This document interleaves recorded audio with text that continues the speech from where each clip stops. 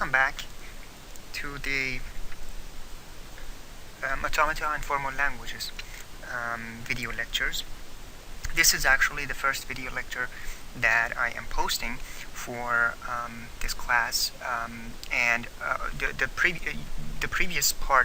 previous video that you should have seen was covering the contents of our syllabus and the course schedule and how things work as far as the class goes.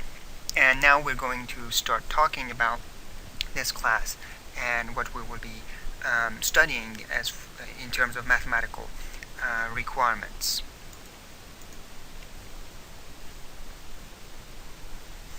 So you should be asking yourself what's next and what we will be needing to be able to enable ourselves to work with the kinds of computational mathematics that this course will cover. So we'll begin our overview of or rather review of the mathematical needs that we need in effectively three separate contexts. So this class covers three theories of computation, three areas of computation: automata theory, computability theory, and complexity theory. And all of these require mathematics. And we'll see what kind of mathematics we need. So don't despair as of now yet. You will have plenty of time to do so. So the focus here that we have, as I said, are on three traditionally central areas of the theory of computation.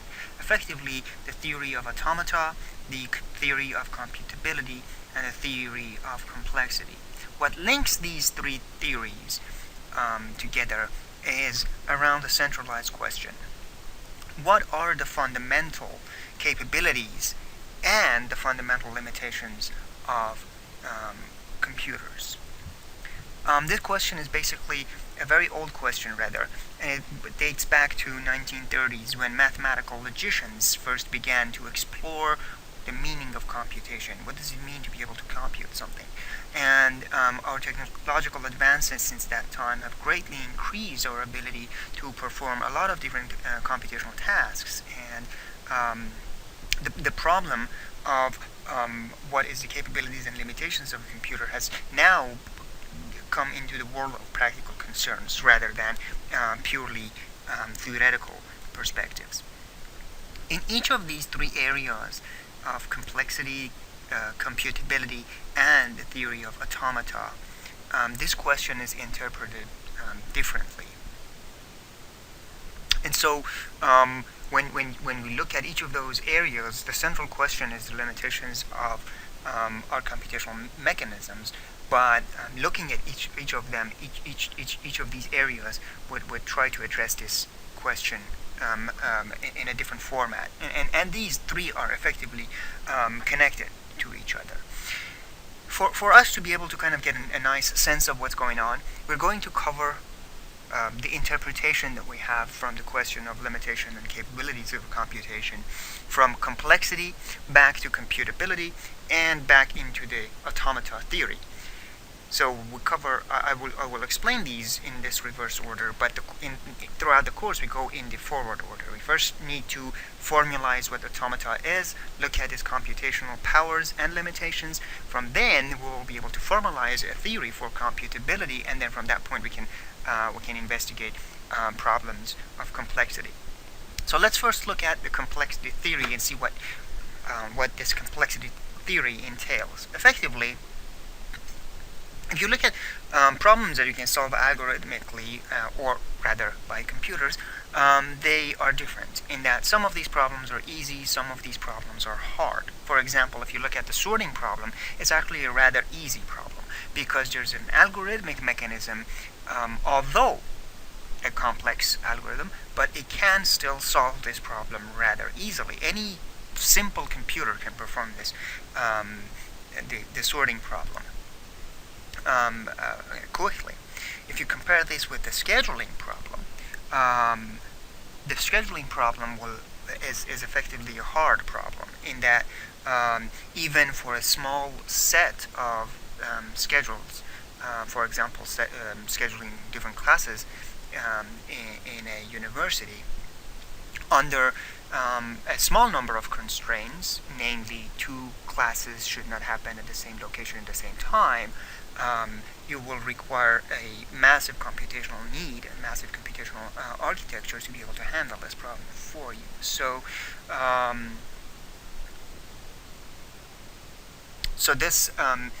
the complexity theory is concerned with the question of what makes some problems computationally hard and and other problems computationally easy. What does it mean to have a complex problem, both in terms of memory, how much memory is needed to be able to solve this problem, and in terms of time, how long will it take to solve this problem? So this is a central question in the complexity theory. Interestingly enough, although after more than half a century of working and intensively performing research in this area, there is no single answer to this question, or rather to be able to explore this quite intuitively.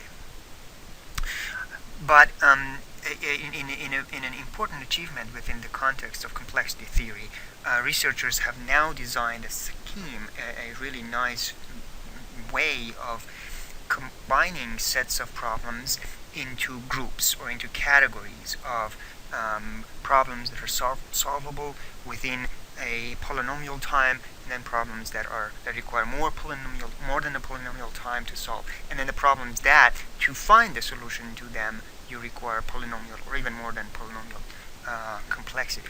And so this is kind of sort of similar to the periodic table that groups elements in terms of their chemical properties. So we have that same kind of grouping of problems.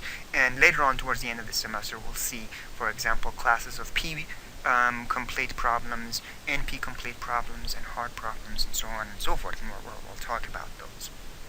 However, when you look at working with problems in terms of their complexity, and you confront a problem that appears to be a hard problem, in that there isn't really a reasonably fast and easy enough time to solve this problem in a reasonable or bounded amount of time or bounded amount of memory space, then we will effectively look at these problems and we try to approach these, and there are several different ways that we can get solutions to them.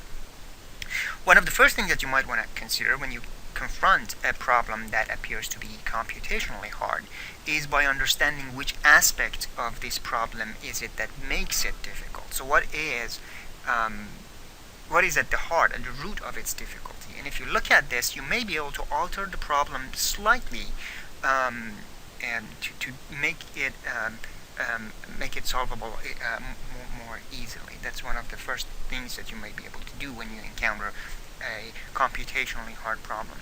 Another way is to settle with a less than a perfect solution to the problem. Try to find a solution that approximates the actual solution within the margins of error that you can tolerate, that makes this problem solvable faster or less complex. In certain aspects, in certain cases, you may find solutions to approximations or approximate solutions much easily than the actual problems that you have. A third strategy is to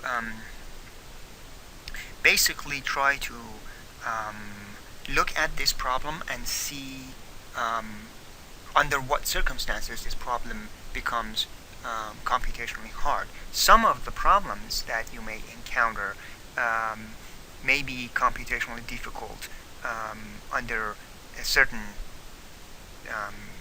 circumstances, and we call those worst case scenarios. And others may be, and in other circumstances, they may be solvable quite quickly. And so those problems wouldn't really be too bad if out of so many different possibilities, only a few of them are worst case scenarios for your problem. So they may run very slow, but usually they run quick. So occasionally, just very, very infrequently, they may encounter worst case scenarios. And finally, you might want to consider other kinds of computations. So grouping these together, as I said, when you encounter complex problems, you might want to consider looking at the aspects of problem that are at the root of its complexity and try to address those, or find some sub-problems or solutions to them to make them easier, to slightly modify your problem to make it easier. Settle for a less than perfect solution by approximating. Sometimes you may find a much faster and less complex solution to approximations that are within the tolerable margins of errors. Some problems may be hard under the worst case scenario, so most of the time they may run fast, just occasionally they may encounter worst case scenario, so you may want to utilize them under circumstances that are not worst case. And finally, consider alternative approaches. So one might say that, well, now that we know these, why would studying complexity theory be that important? What are implications of complexity theory? One of the really nice things about complexity theory is that it's actually a very good area to study in actually both ways. Understanding the root of the complexity of a problem and being able to analyze the complexity of your problems helps you in one way for you to find easier ways to solve problems. And in another way, you might want to look at it in terms of finding problems that are actually really complex to solve. In fact, there are problems that, for example, in cryptography, you are interested in designing algorithms and problems that are in fact complex and difficult to solve. They have a prohibitive computational complexity associated with them. So you would design a secure code or encoding mechanism that, if a person doesn't have the actual key, the solving of that coding will be computationally hard for them to do, and that guarantees you that your code is safe and secure. So complexity theory actually has real life implications in both ways. If you encounter complex problems, having strategies to solve it, or designing a complex problem that is in fact complex, computationally complex, for those who you do not want them to be able to solve this problem. So this is the areas of complexity theory that people are studying. Now, before getting to the complexity theory and be able to analyze complexity of algorithms, there were a couple of researchers and mathematicians, such as Gödel and Turing and Church, who discovered that certain problems are not solvable by computers. And this is actually a rather interesting and very useful discovery that they encountered and they actually proved. So if you want to look at, for example, a simple example of a problem that is not computationally possible, or rather computable by a computing machine, and later on we'll talk about what a computing machine is, that is an example of finding an algorithm that takes into account as an input a mathematical problem or a mathematical statement, and then for it to be able to deduce the truth or falseness of that mathematical statement. So this is rather a phenomenon that is not computable. You cannot design a computer that solves this problem. So this is basically what is really a lot of mathematicians actually work with, proving a statement. And in this class we may encounter a lot of different proofs, and you see that there is something in the nature of mathematical proofs that cannot be formalized in such a way that you can write a mathematical notion and then a computational basis off of it.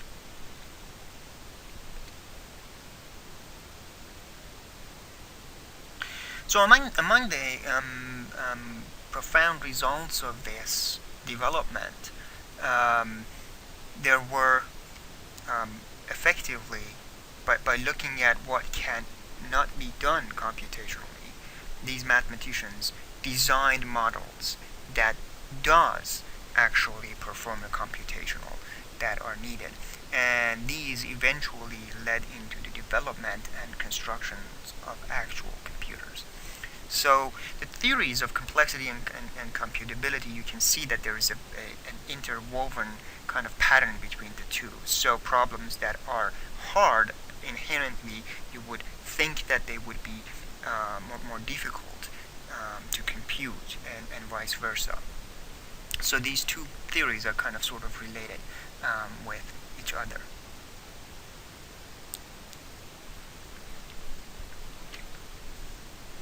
And finally, the automata theory is the theory that deals with the definitions and properties of the mathematical models of computation.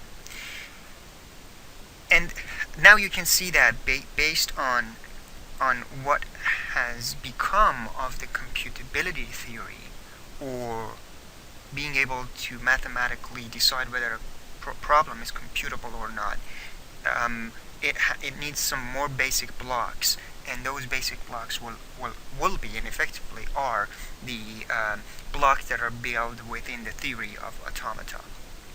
So we deal with the automata theory, and throughout this class, actually, at least the first 60-70% of this class, we formulate and formalize and design properties and build mathematical models of computation, that then we can make these into machines that you can program, then you can actually build, either in terms of a hardware or a software mechanism, and make them work.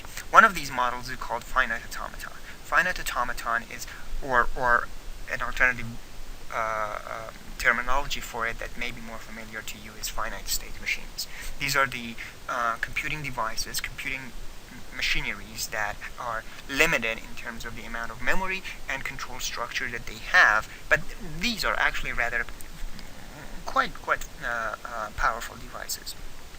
Based on understanding the limitations of these finite state machines or finite automata, we will be able to design more complex machines, and those will be the kinds of machines that come down as push-down automata or context-free automata, that then design their own different languages and own capabilities and functionalities. And based on studying the limitations of your context-free languages and push-down automata, then Turing and Church came up with a famous thesis that then gave rise to the so-called Turing machines. And the Turing machines are effectively the building models of modern computers. Any modern computer that you look at, they are effectively built on the theory of Turing machines. So the automata theory allows us to practice with formal definitions of computation, and then through that we can introduce concepts that are relevant to the non-theoretical areas of computer science. Okay, now that we talked about the three aspects of the theory of computation, the computability theory, complex theory, and automata theory, let's get ourselves some understandings of basic mathematical notions and terminologies that would enable us to further this line of study. We first start with the concepts of sets. A set is a group of objects that you group together as a unit, and they may contain any types of objects, including numbers, symbols, or even each set may contain another set as its elements. So the objects that we group together cumulatively, we call them the elements of a set. So any object that belongs to a set is called an element of a set. And for us to be able to mathematically talk about these objects, we need to effectively give ourselves some symbols, some symbology that we can work with.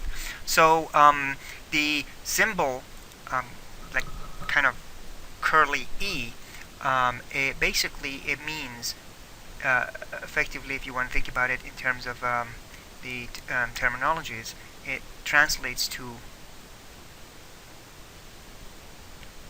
belongs to the set. So when we use the symbol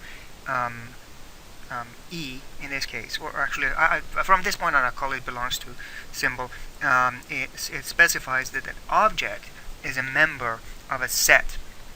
So if an object is not a member of a set, then we basically say it doesn't belong to that set. So to specify an object in a set, we basically group them into the brackets. So this brackets basically specify a set, and then the objects that go inside of that set, we just list them together and separate them by commas. As I said, they could be anything. The objects that go into a set, they could be anything. They could be numbers, they could be vectors, they could be even sets, and so on and so forth. And these two symbols that we use, these symbols are membership symbols basically.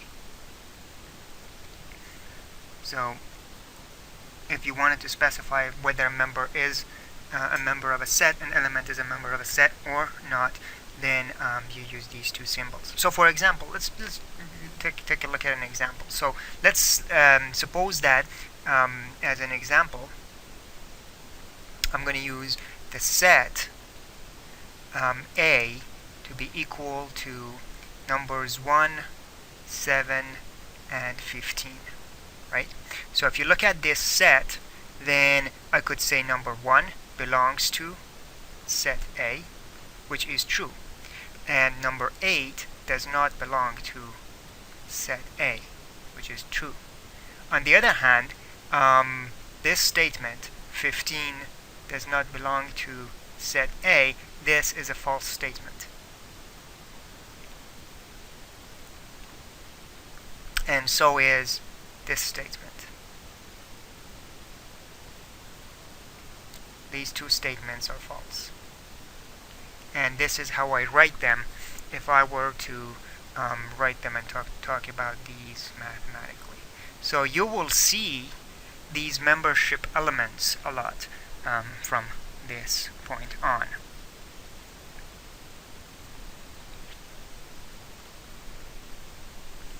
Now, when we were talking about more than one set, then there are concepts of sets being effectively a member of another set. And that is the concept of a subset.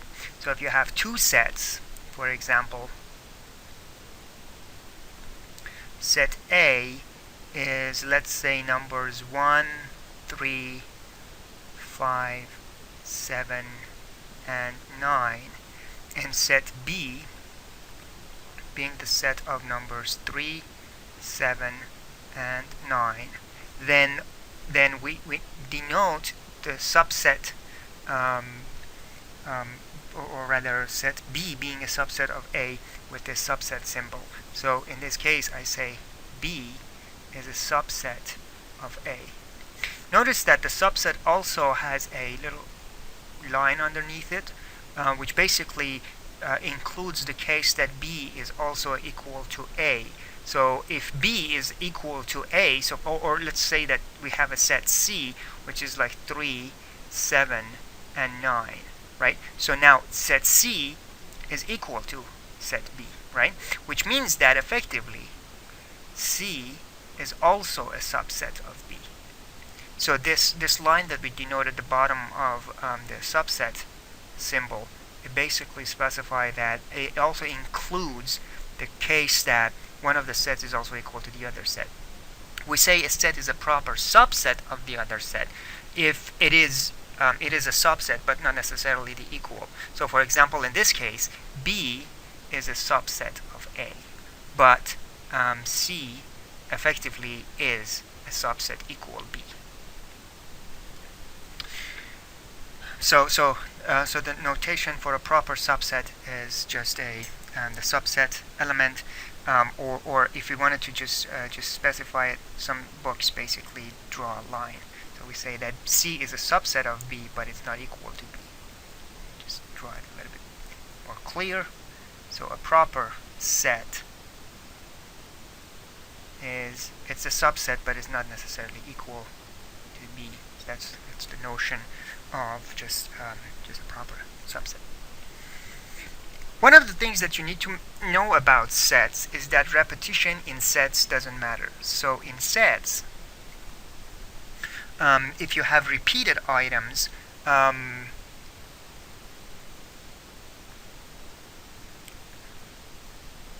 so repeated elements in a set are grouped together, so they don't matter. So you just basically use them once. So for example, the set 1, 7, 7, 7, 5, 3 is the same as set 1, 7, 5, 3. Okay? So these two sets are effectively referring to the same object. So for repetitions in sets, it doesn't matter. Multiset is a set when you actually do consider repetitions to matter. If you have that case, you call that a multiset. So if you refer to this as a set, so as a set, it's equal to that, but not as a multiset. So the two multisets of 177753 and 1753, as multisets they're different, but as sets they are the same. Also, another thing that is important to note is that in terms of sets, repetitions doesn't matter, also order doesn't matter.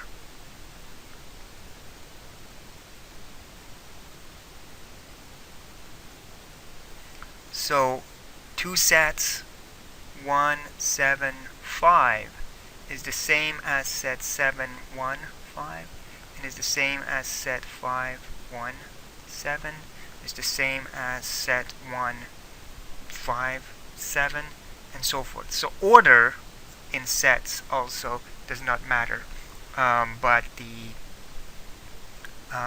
repetition doesn't matter and the order doesn't matter. But for multisets though, the repetition does matter. From this point on, we really don't necessarily talk about multisets, and from this point on, within the context of the studies in this course, we are very much concerned with sets. So remember, sets are groups of elements. Elements belong to or do not belong to sets, and a set may be a subset of another set or may not be. A set may be a proper subset of another set, and so forth. Now, when you talk about sets, two really important concepts pop up, and we need to discuss them. We have the idea of having an infinite set. So, as I said, sets are elements grouped together, objects grouped together. So there's no really limitations on how many elements may belong to a set. So we may have a set that has an infinite number of elements in it. We call that set an infinite set. For example, the set 1, 2, 3, and so on is the set of natural numbers. So this is the set of natural numbers. The set of integers goes like this: -3, -2, -1, 0, 1, 2, and so forth. How many elements should I list? As many as just gives me a sense of what is the relationship between these elements that are grouped together. So if you're unbounded from both ends, you go from ... -3, -2, and so on to ... to the end. So this is the set of integers. The set of integers, we mathematically denote them as z. we call it set of integers. Set of natural numbers, we denote them by n. So n is a set of natural numbers. Actually, there are like two little lines like that that specify sets of natural numbers. Another important set to talk about is the empty set. Empty set is also a very, very important set, and it just comes about in almost any situation that we talk about in terms of computation, and that is a set that does not have any elements. So an empty set is a set that does not have any elements.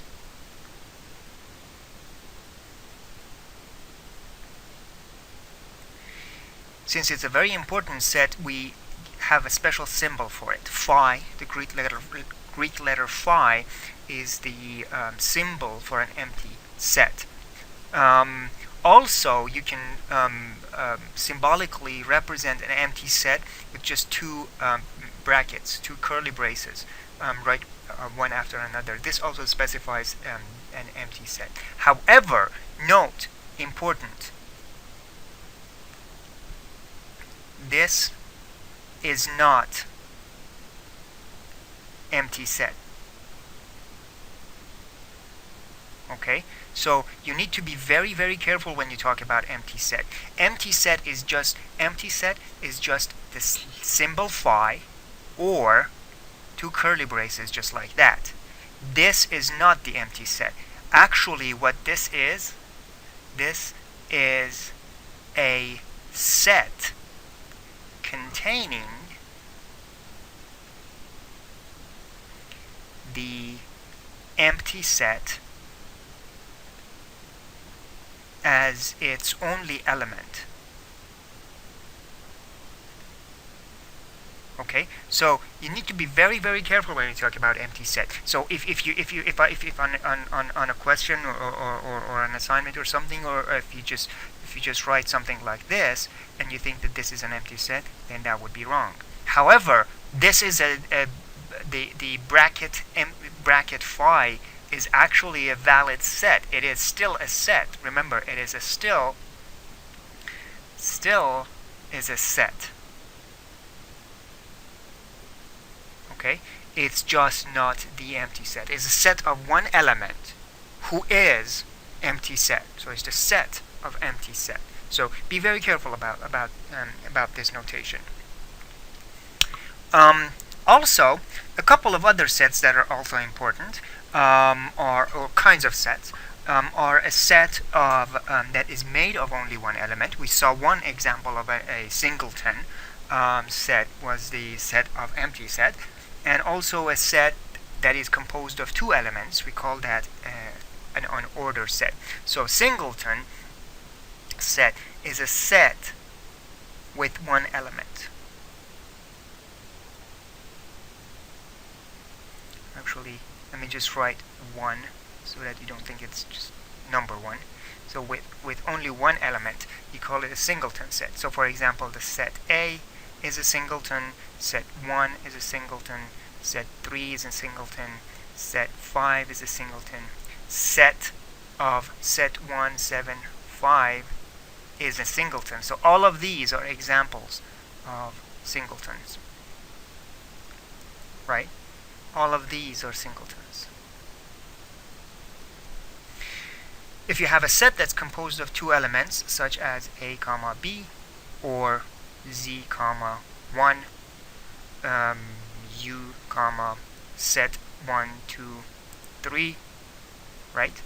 So these are called unordered pairs. So examples of unordered pairs are these. So see, one element, two elements, one element, two element, one element, two element. Notice that it doesn't matter the elements are of the same type or not. As long as your set has two elements, it is called an unordered pair.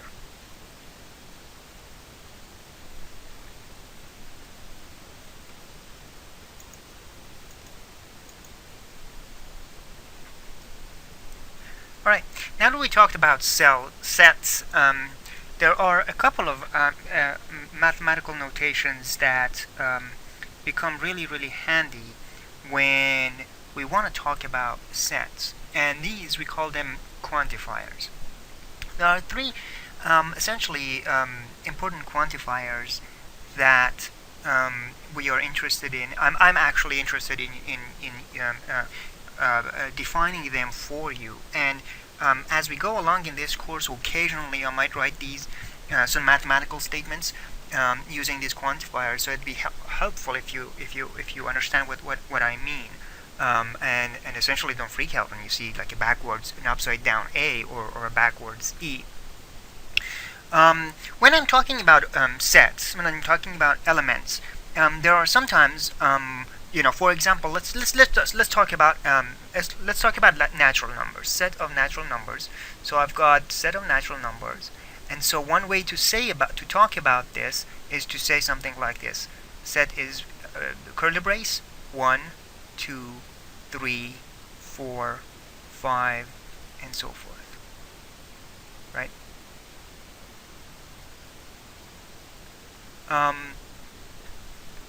However, I may end up wanting to talk about another set, but in terms of the numbers, the elements of natural numbers. So, for example, what if I wanted to talk about, like, for example, a for loop like this, like for I don't know, I equals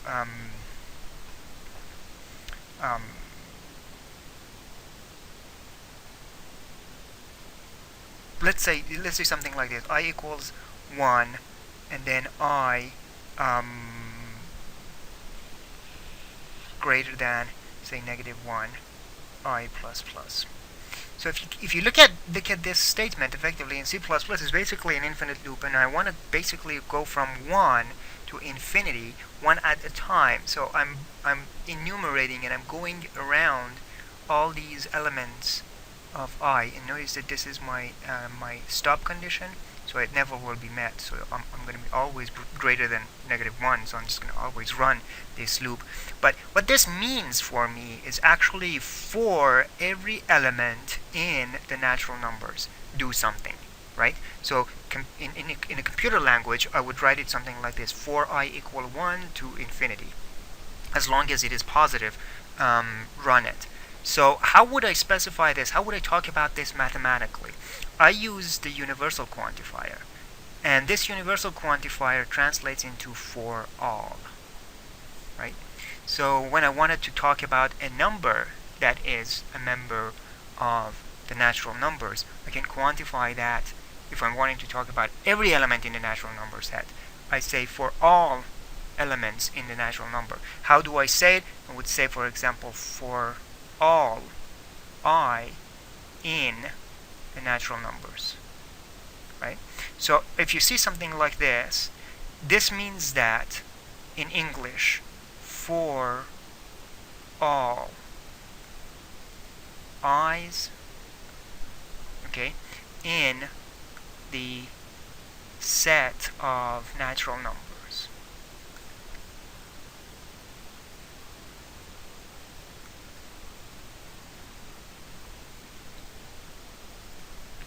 So if we wanted to talk about like going over enumerating every element of a set, you use the for all quantifier for it. Alternatively, if you wanted to talk about the existence of some element in your set, for example, you have a set of a bunch of numbers, and there exists an even number in that bunch, an odd number in that bunch, a number that is divisible by 278, right? So if you wanted to talk about the existence of such an element in your set, you basically invoke the existential quantifier. So this quantifier means there exists. Okay? So for example, I could say there exists an x in natural numbers such that x is equal to 2000. Right? So what this means is that there is an x in n such that x is equal to 2000, right? And there exists such an element. So so that's what that means. And also there's a special existential quantifier when there is only one element that you're talking about, and we use that as the uniqueness quantifier, and that is basically an existential quantifier with a little exclamation mark next to it. And so this means that there is only one such element. So this statement is true, right? That there exists one x that is equal to 2000 in n natural numbers. So more proper way of putting it is there exists only one x in n such that x is equal to 2000, right? So what this means is that effectively there exists one x in the natural numbers such that da da da da, right? Another alternative is like something like this, like there exists let's say an m in the natural numbers, let's put it in z, such that the abs of m is equal to 20, right? So in the set of integers, there exists an m such that m absolute value of m is 20. So this will be for m equal 20 and for m equal negative 20, right? Whereas we cannot say that there exists one m such that in z such that absolute value of m equals 20. So this is not true. So these are the different ways of writing your quantifiers when you need to talk about multiple elements that satisfy a certain condition. You use these quantifiers to quantify them. For all is a backwards a, or rather an upside down a. There exists its symbol is a backwards e, and there is only one, or there exists only one element. You use the uniqueness quantifier for it. Now the negative of this is if there isn't any elements, you use this. And an e, backwards e with a line through it, means that there isn't any elements. So it's actually the negation, the complement of for all. So basically complement of for all is that there isn't any elements.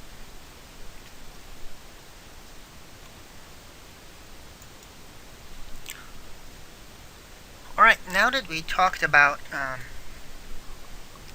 sets and the quantifiers that then we can describe elements from sets, let's see how we can actually write down mathematically the rules that describe a set.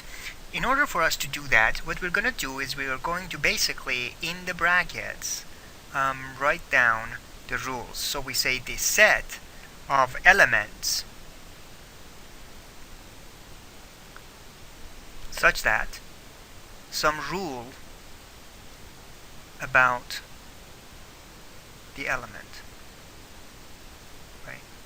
So this is how I mathematically define sets from this point on. For example, let's say that I want to talk about a set of perfect squares. So what is the set of perfect squares? Right? Set of perfect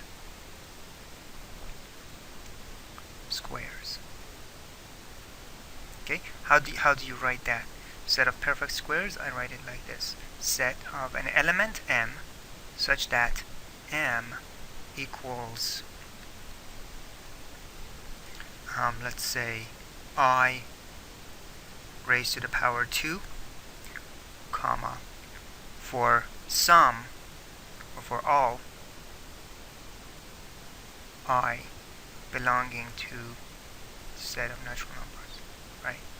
So that's one way that I would define an element. Another way that I might algebraically define it, I could also write it down in this way: m equals, say, n squared for n greater than 1 or 0. Or something like that. And this will define the set of perfect squares. So remember, for example, in this case, I'm using both my quantifier here and the membership symbol to define my elements. So this is how you define sets. And from this point on, we're going to basically use rules when you cannot really enumerate your sets. When you have more than one set, let's say that you have two sets, set A and set B. And when these sets are over the same elements, or we call it the same domain, okay? So when you have elements that are shared between the two sets, then we can actually do operations on the sets. 3 operations become important. The union operation basically is used with the upward U symbol. So this is how you define the union of two sets. And we say A union B. Okay, and the way that we define it is that A union B is made of all elements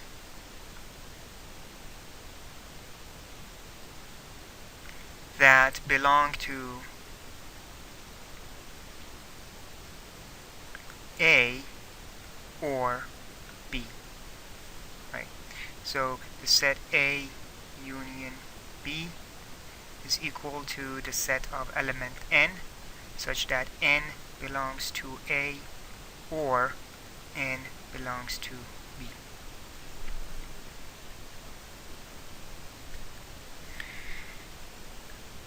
Intersection is symbolized with a backwards U, and so this symbolizes the intersection, and it's the set of elements that are in both A and B.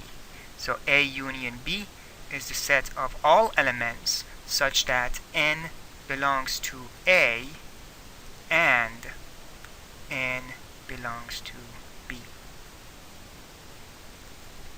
So the set of elements that appear in both sets, we call it the intersection. Complement of a set is denoted by a bar. So if you have set A, then the complement of it, we denote it by a line above it, A bar, and we call it A bar, or A complement, and it's a set of all elements n such that n does not belong to A. Now, for the notion of complement, a universal set becomes important to think or to take into account, because remember, when I say n, all elements that don't belong to n, if I don't specify a universal set that set A is drawn from, then that means everything else in the universe. So all the donkeys and the cars and the planes and everything, right? So usually when we talk about a complement, we talk about in terms of the overall set of objects that we're talking about, not everything in the universe, right? So in that sense, for example, if we say that if A is a set over natural numbers, then the complement comes from the natural numbers domain rather than donkeys and camels and airplanes and galaxies and everything else in the universe. So the complement is basically there's something implicit with the complement that we talk about, but we usually have in mind when we talk about complements. Now, in order for us to kind of see, I like the way that I'm writing, for example, here, mathematical formulation of union. A union B is the set of all n's such that n belongs to A or n belongs to B. However, I'm using English language here. I generally don't want to have language. I mean, regardless of whatever the language is. I want everything to be mathematical. So there are also mathematical symbols for or and for and. For or, the mathematical symbol is a veg, like a letter V. For and, it's a backward veg, kind of like that. So if I wanted to be totally mathematical, I would say A intersection B is equal to all numbers, elements, such that the element belongs to A or the element belongs to B. And if I wanted to talk about intersections, that's my union. If I wanted to write my intersection formula, the intersection rule, I would say A intersection B is all the elements n, such that n belongs to A and n belongs to B. Okay, so now I'm very, very happy. Now I have everything symbolized and formalized, and so if I'm talking to someone from Japan, they would understand what I wrote.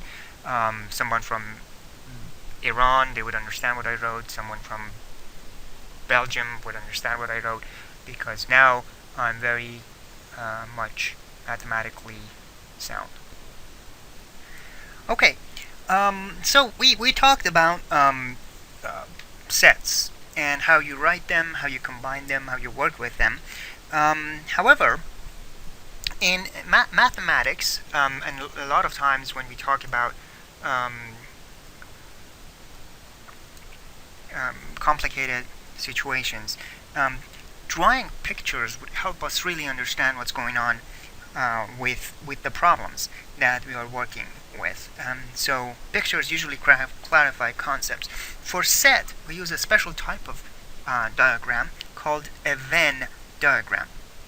Venn diagrams basically are used to represent regions, enclosed regions, and then think of those regions as all elements that belong to a set. So each individual region would then become a visual representation of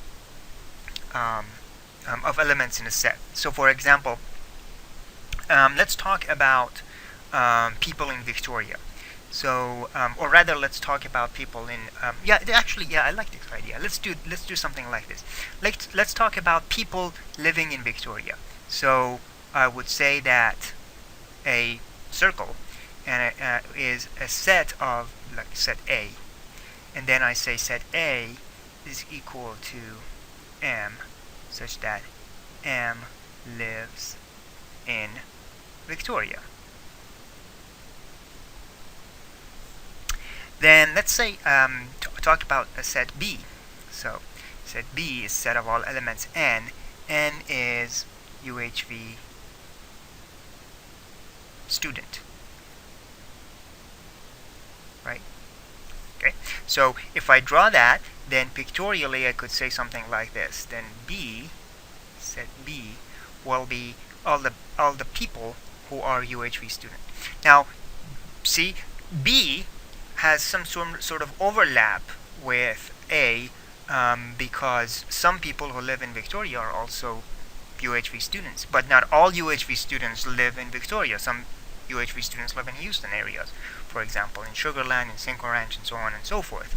So then we could also have a C to be elements, let's say Q, such that Q lives in Houston. Right. So C will be something like this. And some people who live in Houston are also UHV students and attend UHV classes. So, and technically, in this case, I assume that people either live in Victoria or live in Sugar Land, so I'm not talking about people who have two homes. In this case, you see that A and C don't have any overlap. So from this terminology, this way of notifying and representing things, now I can visually even see concepts that otherwise I would have to actually write rules and so forth to specify certain relationships between my sets. For example, what I can see here is that some people who live in Victoria may be the same people who live in who are UHV students. So in this case, you can see that the intersection of A and B is not the empty set, right? Meaning that there exists some person, some element, that such that N is a member of A and N is a member of B, right? But if you look at, for example, A and C are disjoint sets. So A union C is empty set, which means that there exists no such element M such that M belongs to A and M belongs to B, belongs to C.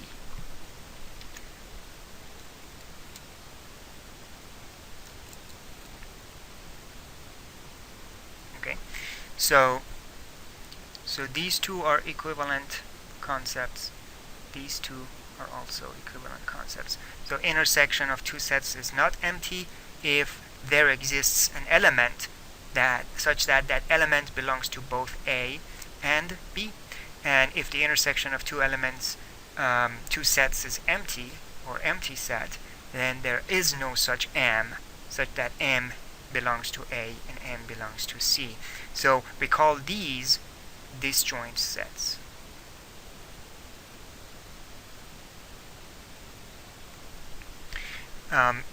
If they don't have any shared elements. If they do have a shared element, then the two sets are not disjoint, and their intersection is not empty. So basically, then effectively, how do you represent the intersection of two sets? So the intersection of A and B will be this area. How do we specify the union of two sets? The union of two sets A and B will be everything that belongs to A or B or both. How do we specify with Venn diagrams the complement of A?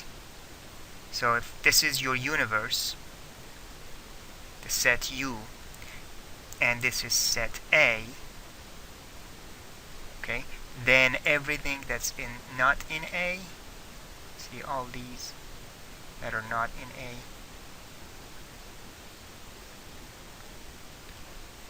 these are A bar. Okay, everything that's not in A is the complement of A.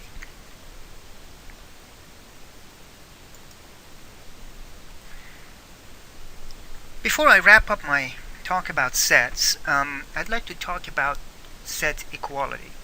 To us, and earlier, like for example in the previous slide I showed you, like for example, set A and C are disjoint if A intersection with C is equal to the empty set phi.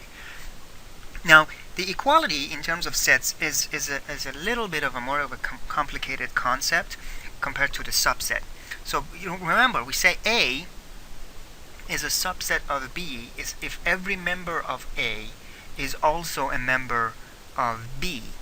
And when we talk about equality, then we say two sets are equal if each of them is the subset of the other. So in terms of equality, we basically say set A is equal to set B if and only if, and I will elaborate on this a little bit late.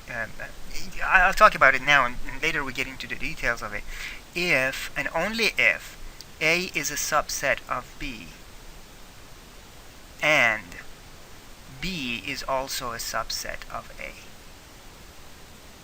So when we want to prove equality, remember we have two cases to prove, and this is usually what we do in terms of showing two sets are equal. We pick one of the sets and prove mathematically that all of its elements are also in the other one, and then we pick the other set and mathematically show that all of its elements are also in the other one. Later on, I'll actually do the proof of this famous law called De Morgan's law, and I will prove to you that the complement of the intersection of two sets is equal to the union of their complements. Okay, so in order to prove this equality, right, notice here, if I wanted to show that the complement of intersection of A and B is equal to the union of their complements, I would have to actually do two proofs. Proof number one, I would have to show that the set A intersect B complement is a subset of A bar union B bar. I need to prove that. Also, I need to prove the reverse of it, that A bar union B complement is a subset of A intersect B complement. Okay, so I need to prove these. So in order to show this, or to prove that, I need to do both of these guys. And we'll get to that a little bit later. So the equality, you need to remember, it's just a little bit more complicated to prove. You have to prove that the first set is a subset of the second, and also the second set is a subset of the first, and only then you have proved that that the two sets are equal. So the example of this proof is basically the De Morgan's law, and I'll prove this in a little bit later for y'all to see. But that's the case. Now, one last piece of terminology and notations when we talk about lists of objects, right? So we said that a set is one way of grouping objects together when order doesn't matter.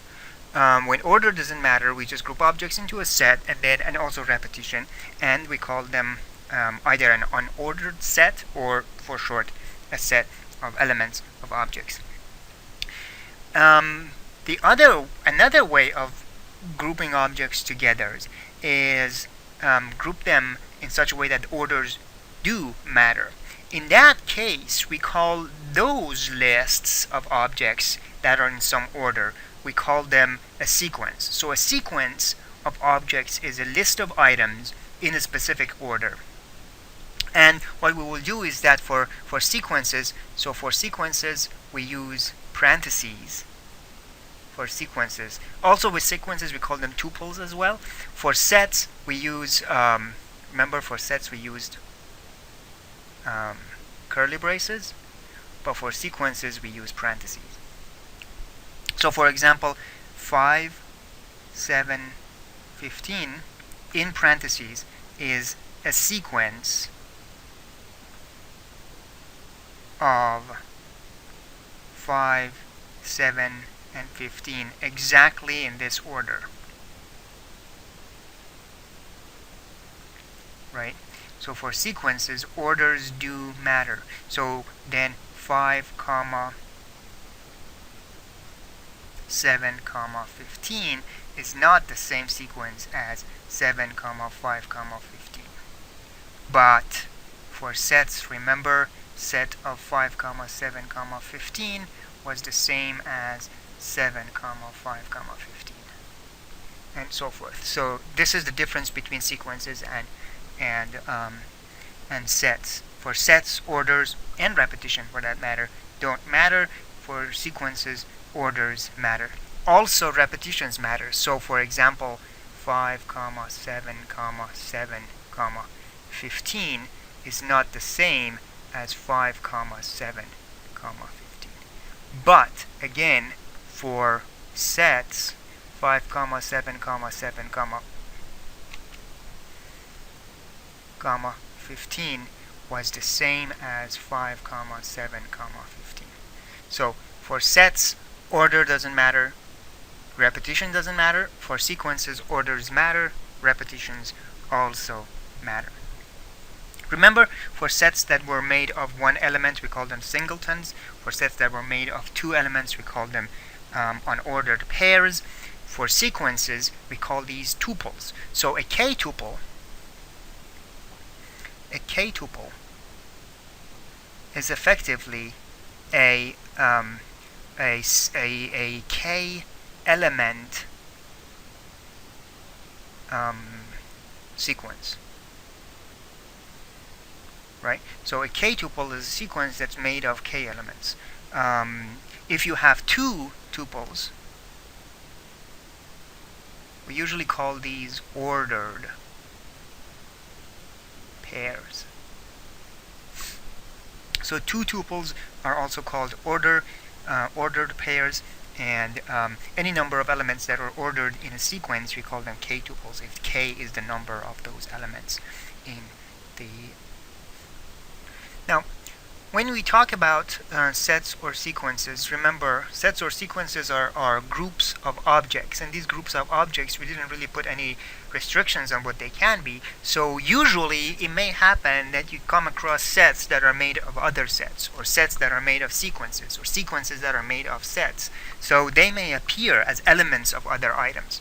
So one of the most important sets whose elements are also sets is called a power set. A power set is the set of all sets of a set's elements. I just realized how complicated this sounded, but it's actually much easier. So let's suppose that you have a set, let's say A, and let's say that set A is made of two elements, A, B. Then the power set of A, which we denote it with P of A, is basically a set itself, but its elements are sets. So each of those sets is a set that is made of the elements of my original set, right? So the power set itself is a set. That's fine. It's a power set. But its elements are not just individual things. Each of its elements is a set itself. And the elements of these inside sets are members of the original item. So the most basic element in the power set is phi, or the empty set, right? The empty set is a set that's made of none of the elements of the original set. That's fine. Then you've got the elements A as a set, just one singleton set, and element B is another singleton set, right?